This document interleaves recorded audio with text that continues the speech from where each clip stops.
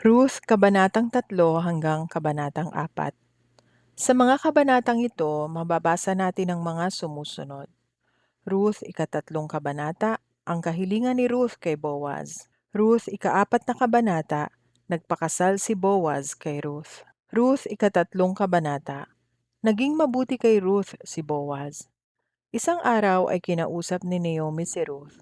Sabi niya, "Anak, kailangang ihanap kita ng magiging asawa upang magkaroon ka ng sariling tahanan. Natatandaan mong sinabi ko sa iyo noon na kamag-anak natin si Boaz. Mga manggagawa niya ang mga kasama mo sa bukid. Ngayon makinig kang mabuti. Magpapag-iik siya ng sebada mamayang gabi. Kaya't maligo ka, magpabango ka, at isuot mo ang pinakamaganda mong damit. Pagkatapos pumunta ka sa giikan.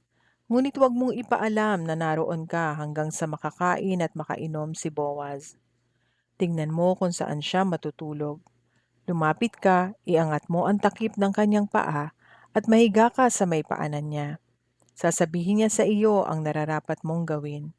Sumagot si Ruth, "Gagawin ko pong lahat ang inyong sinabi."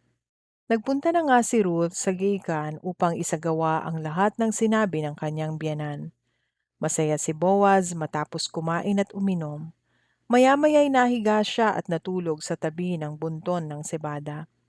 Marahang lumapit si Ruth, iniangat ang takip ng paa ni Boaz at nahiga sa paanan nito. Nang maghahating gabi nagising si Boaz. Nagulat siya nang makitang may babaeng nakahiga sa paanan niya. "Sino ka?" tanong niya. "Si Ruth po ang inyong lingkod," sagot ng babae. "Isa kayong kamag-anak na malapit kaya dapat ninyo akong kalingain at pakasalan." Sumagot naman si Boaz, "Pagpalain ka ni Yahweh. Higit na kagandahang loob sa aming angkan ang ginawa mong ito kaysa ginawa mo sa iyong biyanan. Hindi ka naghanap ng isang lalaking bata pa na maaaring mayaman o mahirap. Ipanatag mo ang iyong loob. Nalalaman ng buong bayan na isa kang mabuting babae. Gagawin ko ang lahat ng sinabi mo. Totoo ngang ako'y malapit ninyong kamag-anak at may tungkulin sa iyo. Ngunit may isang mas malapit na kamag-anak kaysa akin. Dito ka muna hanggang madaling araw. Bukas ng umaga, aalamin natin kung pakakasalan ka ng lalaking sinasabi ko. Kung hindi, ipinapangako ko kay Yahweh ang buhay na Diyos na gagampanan ko ang tungkuling ito. Matulog ka na muna ngayon." Kaya't natulog si Ruth sa may paanan ni Boaz hanggang sa mag-umaga. Ngunit bumangon siya bago sumikat ang araw sapagkat sinabi ni Boaz na walang dapat makaalam na nagpunta siya sa giikan. Nang paalis na si Ruth, sinabi ni Boaz, "Iladlad mo ang iyong balabal." At ito'y nilagyan ni Boaz ng mahigit na kalahating kabang sebada.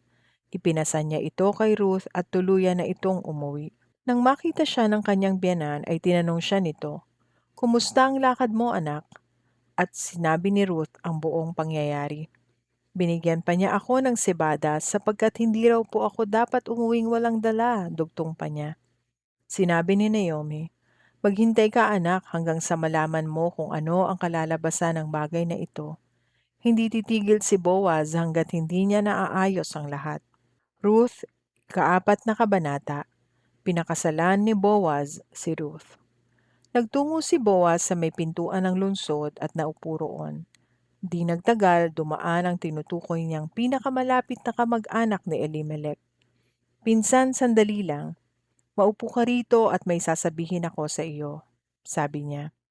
Lumapit naman ang tinawag at naupo sa tabi ni Boaz. Tumawag si Boaz ng 10 pinuno ng bayan at inanyayahan ding maupo roon. Pagkatapos sinabi niya sa kanyang kamag-anak, "Ngayong nagbalik na si Naomi buhat sa Moab, nais niyang ipagbili ang bukid ng kamag-anak nating si Elimelech. Sa palagay ko'y dapat mo itong malaman sapagkat ikaw ang unang may karapatang bumili niyon. Kung gusto mo, bilhin mo iyon sa harap ng mga saksing pinuno ng bayan. Kung ayaw mo naman, ako ang bibili." "Bibilhin ko," sagot ng lalaki. Agad na sinabi ni Boaz, "Kung bibilhin mo kay Naomi ang bukid, kasama sa bilihan si Ruth, ang Moabitang biyuda ng ating pinsan, upang ang bukid ay manatili sa angkan ng namatay." Pagkarinig niyon, sumagot ang lalaki, Kung ganoon, hindi ko na gagamitin ang aking karapatan sapagkat manganganib namang mawala ang sarili kong mana. Ikaw na ang bumili. Ganito ang kaugalian sa Israel noong unang panahon. Kapag tinubos o binili ang isang ari-arian, hinuhubad ng nagtubos o nagbenta ang kanyang sandalyas at ibinibigay sa bumili bilang katibayan ng kanilang kasunduan. Kaya't nang sabihin ng lalaki kay Boaz na siya na ang bumili, hinubad nito ang kanyang sandalyas at ibinigay kay Boaz. Matapos tanggapin niyon, sinabi ni Boaz sa matatandang pinuno at sa ibang naroroon, "Kayo ang saksi ko na binili ko kay Naomi ang lahat ng nasa pangalan ni Elimelech at ni Kelion at Malon. Kasama sa bilihang ito ay magiging asawa ko si Ruth, ang Moabitang biyuda ni Malon, upang manatili sa angkan ng namatay ang mga ari-arian. Sa pamamagitan nito ay mananatiling buhay ang kanyang pangalan sa hanay ng kanyang kamag-anakan at sa kanyang bayan. Inuulit ko, saksi kayo sa bagay na ito." At sila'y sumagot, "Oo, saksi kami." Sinabi naman ng matatanda, "Pagpalain nawa ni Yahweh ang babaeng iyon at bigyan ng maraming anak, gaya ni na Raquel at Leah na pinagmula ng lahing Israel. Ikaw naman, Boaz, sumagana ka nawa sa Efrata at kilalanin sa buong Bethlehem. Matulad nawa sa sambahayan ni Fares na anak ni Nahuda at Tamar, ang mga anak na ibibigay sa iyo ni Yahweh sa pamamagitan ng kabataang babaeng ito." Napangasawa nga ni Boaz si Ruth at inuwi sa kanyang tahanan. Pinagpala ni Yahweh si Ruth kaya't ito ay nagdalang tao at nanganak ng isang lalaki. Sinabi ng kababaihan kay Naomi, "Purihin si Yahweh, binigyan kanya sa araw na ito ng isang apo na kakalinga sa iyo. Maging tanyag nawa sa Israel ang bata. Maghatid nawa siya ng kaaliwan sa puso mo at mag-alaga sa iyong pagtanda. Ang mapagmahal mong manugang na nagsilang sa bata ay higit kaysa 7 anak na lalaki." Kinuha ni Naomi ang bata, magiliw na ikinalong at inalaga ang mabuti. Siya'y tinawag nilang Obed. Ipinamalita nilang nagkaapo ng lalaki si Naomi. Si Obed ang siyang ama ni Jesse, na ama naman ni David, ang angkan ni David.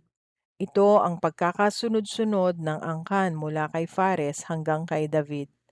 Fares, Hezron, Ram, Aminadab, Naason, Salmon, Boaz, Obed, Jesse at David.